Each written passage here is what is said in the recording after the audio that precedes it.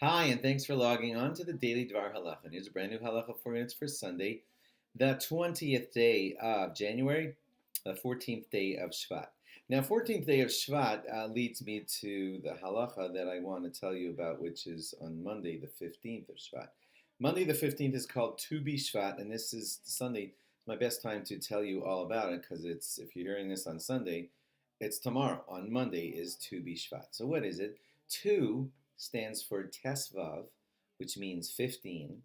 And yeah, so the 15th of Shvat is a very special day on the Jewish calendar. It is considered the New Year of Trees.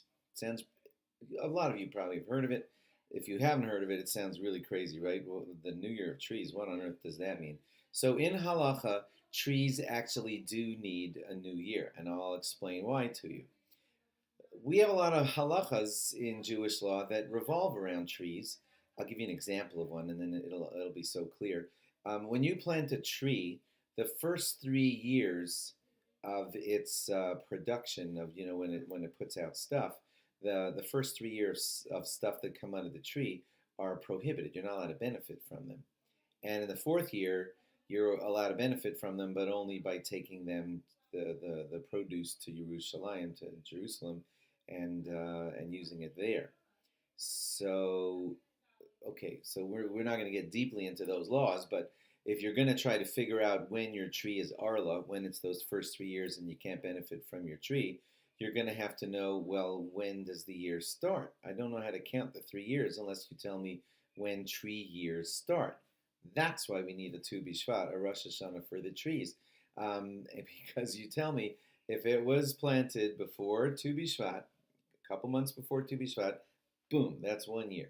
And then from the next Tu B'Shvat to the next Tu B'Shvat, that's the second year, etc. And then you get the third year, and then you know when the fourth year is, and then you know when the fifth year is, and then you're cleared to just make full use of that tree. So that's why we need, for an example like that, that's why we need a new year for the trees.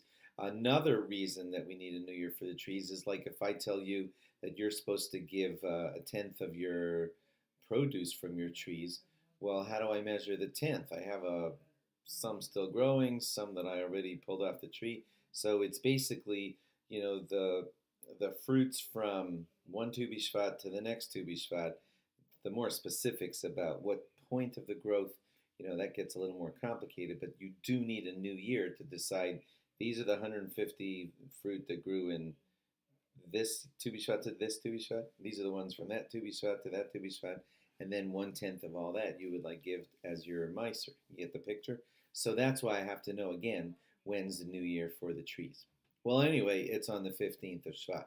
That date came mostly because it has to do with when the rainfall is coming and when the tree is, getting its main nourishment and everything. So Tu B'Shvat, the 15th of Shvat, came out to be the perfect date when it's like the fiscal year of trees, when it begins and ends. And so it is the new year of trees.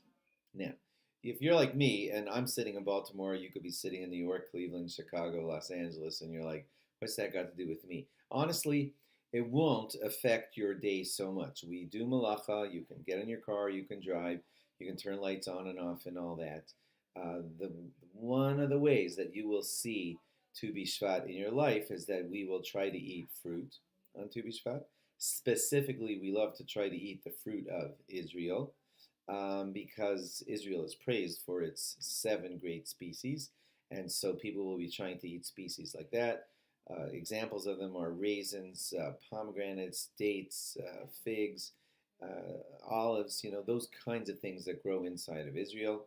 Incidentally, wheat and barley, also grow inside of Israel and are listed as the seven species. So things like that, or in general, all fruit are accented on the day of Tu B'Shvat. So you should go out and prepare for yourselves, especially fruit of Israel, if you can have them, and make the special proper brachos on them. Make a shechianu if it's a brand new fruit. And yeah, that happens on Tu B'Shvat. As far as your davening, there won't be tachanun, so you'll see it in that way. And it is a Monday, so that has the long tachanun, and that will be skipped on Monday. Don't say hooray, you're not supposed to feel that way, but tachanun is a merit. It's an honor to be able to say it, but we do not say it on festive days, so there won't be Tachnun on Monday on Tu Shvat. Hope that made sense. That's a fast rundown on the gist of what Tu Shvat is and how it applies to us living in regular cities. And if you don't do any agriculture, it still affects your life in these ways. Okay, have a very meaningful Tu Shvat. It starts Sunday night going into Monday and all day Monday. And now you know. Now you're educated. Thanks for logging on. Log on again tomorrow, which will actually be Tu Shvat. Maybe I'll have a couple more extra things to say about it then. And have a great day. See you tomorrow. Bye.